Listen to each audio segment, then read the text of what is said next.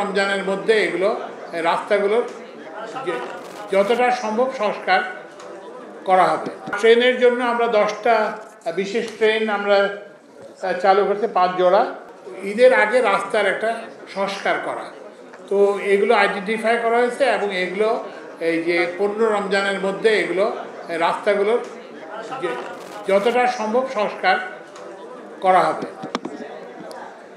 এরপরে যেগুলো বড় বড় সিদ্ধান্তগুলোর কথা বলছি সেটা হচ্ছে যে আমরা এই যে 6টা যে টার্মিনাল, বাস টার্মিনাল এবং কি বলে যে নৌ টার্মিনাল, গুলিস্তান, ফুলবাড়িয়া, মহাখালী, সায়দাবাদ এবং গাবতলী, এগুলোতে সবগুলোতে সিসিটিভি বসানো হবে এবং ওই যে সদরঘাটও, এবং এগুলা পুলিশ কন্ট্রোল রুমের সঙ্গে এগুলোকে সংযোগ প্রদান করা হবে।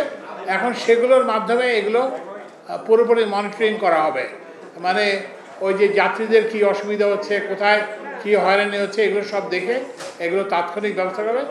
এবং এটার জন্য বিআরটিএ এবং ওই যে সিটি কর্পোরেশন সবাইকে মিলে একটা কমিটি করা হয়েছে এবং এটা মনিটরিং করা হবে। আচ্ছা, আর টিকিট যাতে কালাবাজারি না হয় সেই জন্য আমরা ওই যে মালিক পক্ষ ওনারা আমাদের আশ্বস্ত করেছেন। আর এইবার আমরা আশা করতেছি যে এই যানজট হয়তো একটু কম হবে, এই কারণ ছুটিটা বড়, ঈদের ছুটিটা বড় সময় ধরে, সুতরাং যারা বাড়ি যাবেন তারা মানে একটু সিদ্ধান্ত নিয়ে যেতে পারবেন, একদিন আগে পরে করে যেতে পারবেন এবং ফিরে আসার সময় একই ব্যবস্থা হবে। এরপরে হচ্ছে যে মোটরসাইকেল এবং ওই যে নরিবন কসিবন এগুলোকে মানে নরিবন কসিবন এগুলোকে ওই প্রধান সড়কের, মহাসড়কের বাইরে রাখা হবে এবং এই যে মোটরসাইকেলদেরকে খুব ইয়েভাবে নিয়ন্ত্রণ করা হবে যে তারা যাতে হেলমেট, শুধু চালক না এবং যাত্রীরাও যাতে হেলমেট পরেন সেটা নিশ্চিত করা হবে।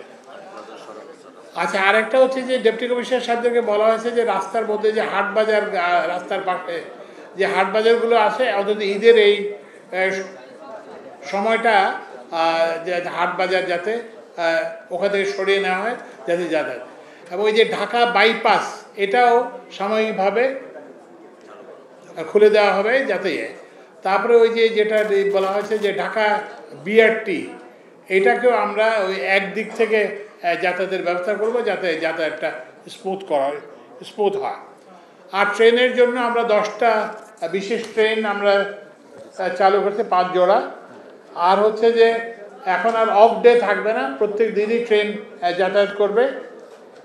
আর হচ্ছে যে অতিরিক্ত কোচ সংযোজন করা হয়েছে, যাত্রী সংখ্যা যেহেতু বাড়বে সেজন্য 44টা অতিরিক্ত কোচ সংযোজন করা হচ্ছে।